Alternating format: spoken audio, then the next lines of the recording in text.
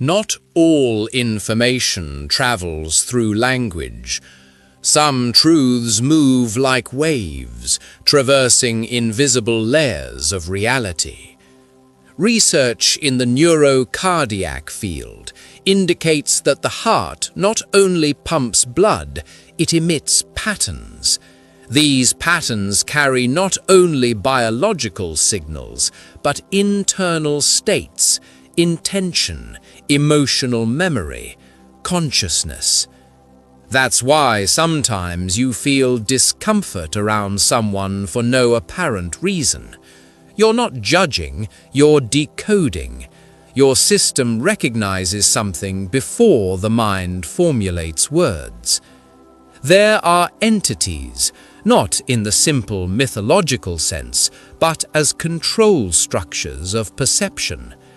Ancient traditions called these Archons. Today, you might call them systems, algorithms, dominant narratives. They don't watch bodies, they watch frequencies. The mark that Christ alluded to was never physical, it's vibrational. And it has three clear signs. The first is incompatibility with the official story. From an early age, something in you never quite fit in.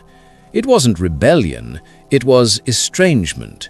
Like watching a play where everyone applauds, but you realize the set is crooked. You felt that the problem wasn't a detail of the world, but the entire foundation. And most importantly, your body always knew it. Before reason came nausea, before argument, tension in the chest. This type of perception is dangerous for any closed system. That's why there's a constant attempt at correction, labels, chemical standardization, pressure to adjust, to function. Even if you continue questioning, the signal remains active. The second is the attraction to what has been pushed out of the light. You were never satisfied with ready-made answers. What calls to you is not what is at the center, but what has been swept to the edges. Forbidden texts, ancient symbols, the psychology of the unconscious, reinterpreted myths, not out of aesthetic curiosity, but out of recognition. You feel that the truth doesn't present itself clearly. It comes fragmented, hidden, distorted by collective fear. Jung described this as encountering the shadow, but not just yours, the shadow of all humanity. That which has been denied returns as chaos. Whoever embodies this shadow becomes impossible to control, and that frightens any power structure. The third sign is the most painful: structural loneliness. It's not a lack of people, it's the feeling of being out of sync with time. It's as if you woke up in the middle of a dream that everyone else insists on calling reality. This loneliness is not a flaw. It's a consequence of vibrating outside the average pattern. Christ spoke of this when he said he did not come to bring peace, but division.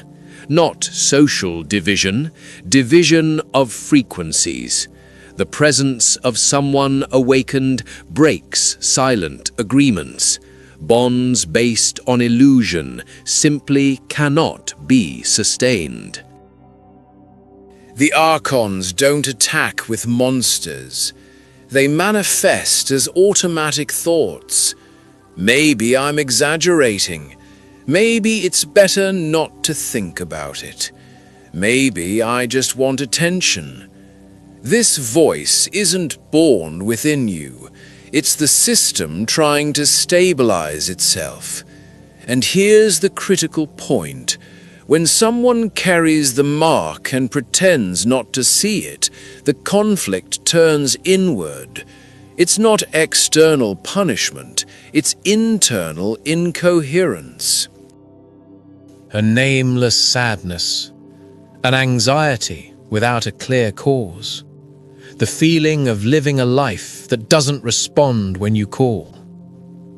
The Gnostics called this conscious sleep, knowing who you are and yet choosing oblivion. Christ was direct. Many are called, few cross over, not through merit, but through courage. This channel exists because certain ideas don't survive in controlled environments. They only reveal themselves to those who already have the code to read them. If you've made it this far, something within you recognized the sign. The question now is not, is this true? The question is, what are you going to do with what you already know? The final inversion taught by Jesus was simple and devastating. What makes you a target is not weakness, it's an anchor of reality. Systems try to assimilate everything, but stable frequencies don't convert, they radiate. And where they radiate, others begin to awaken. But beware, carrying this mark without awareness is walking unarmed in hostile territory. Perception without integration leads to collapse. Real initiation doesn't happen in temples. It happens when you realize that the jailer and the prisoner have always been the same mind. The key was never hidden. It just seemed too heavy to use. If you feel this tightness now, this silent unease, it's because something has resisted until now. But resisting isn't enough. The next step isn't in this video.